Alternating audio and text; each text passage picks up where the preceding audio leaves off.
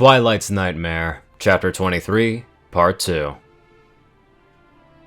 The three other princesses of Equestria sat, offering a unified front. Luna sat there proud and noble-looking, as if presiding over her court. Her closer wing to Twilight twitched, a subtle motion signaling her desire to wrap it around Twilight. Her breathing was relaxed, and for a moment Celestia could see a faint smile. It will be alright, sister. It spoke with their many years of shared experience. Cadence's perfect poise gave away the intensity of her emotions. She had none of the natural grace and serenity that she normally projected. Every gesture was precisely controlled. It wasn't as effective as Celestia's mask, but it was certainly close. Twilight's eyes were hard. Small sparks of flames kept appearing within them before being banished. Even with her horn dim and no active spells, she was still radiating power. In an instant, Twilight would be ready to turn this into a battle. The crystal beneath her showed signs of cracking, with the force that she was pressing her hooves into in an effort to maintain her regal posture. Thank you for answering our summons so swiftly, Celestia, Twilight said, an almost inaudible growl accompanying the name. I could do nothing less for my peers, especially for you, Twilight. Twilight twitched, her ears laying back for a moment. Cadence then placed a hoof upon the youngest Alicorn's shoulder. Thank you, Auntie, she said, smiling warmly. So I take it that you read the whole report? Celestia nodded, before looking to her sister and her former student. Congratulations, and I wish you all the happiness that you can find together.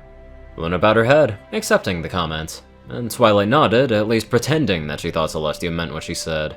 Thank you, Twilight said, in something like her normal voice, but by the tensing of her jaw muscles and along the line of her neck, spoke volumes of how hard she was finding it to stay civil. Celestia cast her mind back to the explanation from the scroll that Cadence had sent. If it were not for the seriousness of the rest of the information on the report, she would have thought it was part of the endless prank war between her and her sister. Cadence and Luna shared a look, clearly conversing somehow. It can't be mental communication, so maybe some prearranged code? She thought, noting Twilight's wards were still up. About the investigation? Cadence asked. I approve your use of time magic to investigate your attack. Twilight nodded. May I have that in writing? Celestia summoned the scroll that she had written after reading of their plans, and flitted it over to Twilight in her golden aura. The distrust of such a request represented still stung, even if it wasn't expected. Twilight accepted it with her aura, rapidly glancing over it before setting it down before her. She tilted her head and flicked her ear. And sister, about her daughter? Luna said, placing her wing over Twilight's withers possessively. Twilight tensed as a quick hungry look that flashed in her eyes made it clear that she was more than happy with the contact. Banishing the lust in her eyes, Twilight focused on Celestia. Do we have your support in this? Celestia was honestly glad that she had one thing that she didn't have to worry about. With Luna and Twilight pairing off, neither of them would have to again feel the sting of losing a mortal consort. But then, her eyes turned to Cadence. She truly did fear for what she would become when Shining Armor shed his mortal coil. Of course, this will be a hard battle to get this past some of the nobles, but I will stand beside you on this. Celestia smiled warmly at her sister, and Twilight. Twilight looked at Cadence, who nodded. At that, Twilight's body relaxed, and she let herself lean into Luna's side. So you were not disappointed, sister? Luna said, eyes looking into Celestia's own, teasing evidence in her familiar expression, as she started nibbling Twilight's ear. Twilight let her eyes roll closed, pressing closer against Luna. She seemed to have completely forgotten that she wasn't alone in the room with her new fiancé.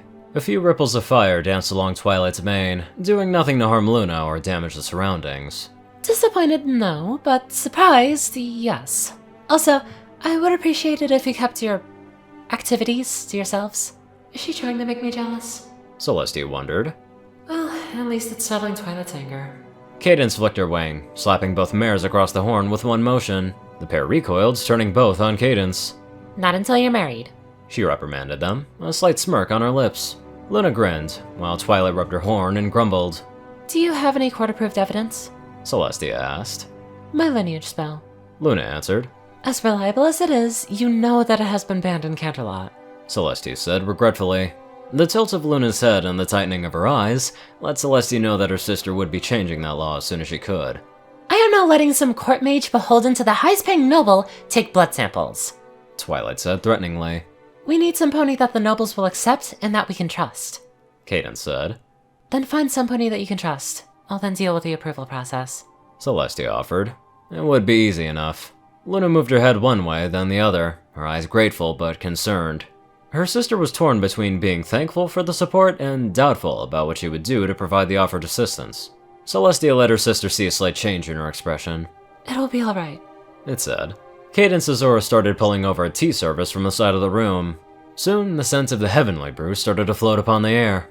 Sister, this investigation will take myself and Twilight away from our normal duty, Luna said. Even Cadence will have to return to the Empire before long. Will you be able to cope with the increased duties that this will force upon you, sister? I have coped with it before, Celestia answered, glad that Luna didn't react badly to the indirect reference to her banishment. Cadence smiled. The glint in her eyes that she failed to hide marked her as a little too knowing. I can stay and help. I have confidence in the ponies that I left in charge. What does she know, and what has she even learned? Again, Celestia felt the temptation and current inability to just look into her niece's mind. Have I let myself get too reliant on that ability? If you have an advantage, you would be foolish to not use it, Daybreaker counseled. Cadence then took on a playfully menacing aspect. And as if you think I'm leaving before the wedding? Celestia smiled. Right. Who would dare keep the alicorn of love from this wedding? A short time later, Celestia left the meeting room, mind full of all the things that she would need to set in motion. Oh, that did not go badly, she thought, turning to leave. But then Applejack blocked her path. Princess, we need to talk. I couldn't imagine how stressful and how just sucky it would be to fix a big conflict and then try to fix smaller ones that go with it or just ones that are irrelevant. I mean, either way, no matter how you look at it, it sucks to have them at all. Anyways, let's get on to our joyful donators. Top donators: TacoCat598, Peter Coulthard, J Tinman, Darkside, Ponyman, and Gauntlet. Zar630, Raiden, Black Moonheart, Drake Lovedragon, Dospo, Delta Omega, RuneScythe9852, Hunter Norman, Dash of Evergreen, Ronnie Dragonwolf, Secret Moon, Tall Rasha, The Toilet Snake, Sword Brother and Mordred, Ronin Wandering, Random Person Man Guy, Easy, Jack Hedge, Skyochia, Leslie Prickett, Jordan Peterson, Crimson Kitten A9, Lightskin, Monster Kitty, Starlight Glimmer, Lightning Blitz, Squiddy Boy, David D. Sanchez, Soul Dragon, Gaggy, Trey, Shadow Drake, Joe Piercy, Alex F., Rainbow Dash, Teal'ca Anderson, TV Killer, John Becker, Leon Reynolds, Raven Speedster, Zach Rakau, Mystery CU, Edgar Garcia, One Kingdom 1, Nissa Rusan, Vizuri, Dyslexic Character Sheets, Just a Random Boy, Hodrick Plunkart, A Crazy Person, Ponyman365, Neapolitan, 6 of 9, Shyfire, and Stamp. Thank you all so much for watching this video, and live life to the fullest.